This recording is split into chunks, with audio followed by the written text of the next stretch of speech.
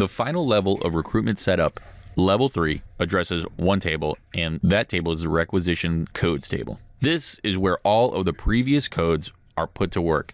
When setting up a requisition code, we are basically preparing to post a job, or better yet, a position. This can be either internal or external posting. Though a requisition can be anywhere from simple to very detailed, certain fields are required.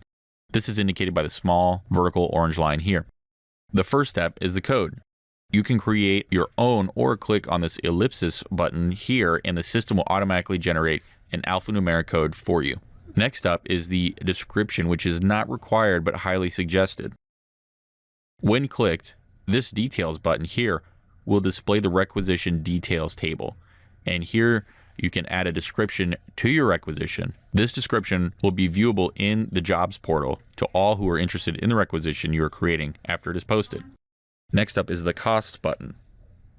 Remember when we created those requisition cost types in level 1 setup video? This is where you will apply them to the requisition you're creating. Next, we will take a look at this section called Requisition Information. We have 3 date fields called opened, fill by, and closed. You need to create an opened and fill by date to ensure the requisition posts. The closed field is for when the requisition will be closed or no longer available. You may have already noticed, but in case you didn't, the opened and filled by fields pre-populate with a calendar month span of time between the two. Slots are the number of positions or seats available for the particular requisition. In the contact name field, you can place a name that will post publicly with the requisition and is an optional field. The phone field is the phone number for the person you placed in the contact name field. Note that this is an optional field. The workflow dropdown is where you will select the workflow you want to apply to the requisition you are creating. If a workflow is not required, but you would like to post the job outside, create a simple workflow that just notifies the supervisor or the HR manager a resume was posted. The prospect profile actually pulls data from the pre-screen codes table. Here we are choosing data that will sort of pre-filter candidates for you, so robust data in the pre-screen codes table will do a lot of legwork for you during the candidate vetting process. The next section we'll look at is the job posting information section. Here you will select the checkbox if you want the requisition to post at all.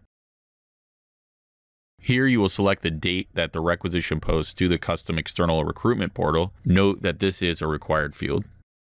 Here you have the option to select the date that the requisition will expire, and here you can enter a number of days that the requisition will remain internal, or in other words, only viewable to employees in the organization through employee self-service.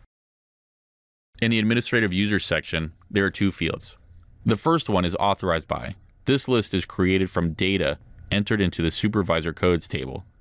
Here you can attach a work group to the requisition you are creating. The next and final section, as you can see, is called job information. What we are really doing here is streamlining the onboard process. As your candidates move through the recruitment process and get hired, this data will attach to their employee master, eliminating the need for you to enter this data in repeatedly for each onboard. Note the required fields. Once you have completed all of the required fields and entered all of the data you would like into the optional fields, make sure you save your requisition and you are all finished with recruitment setup.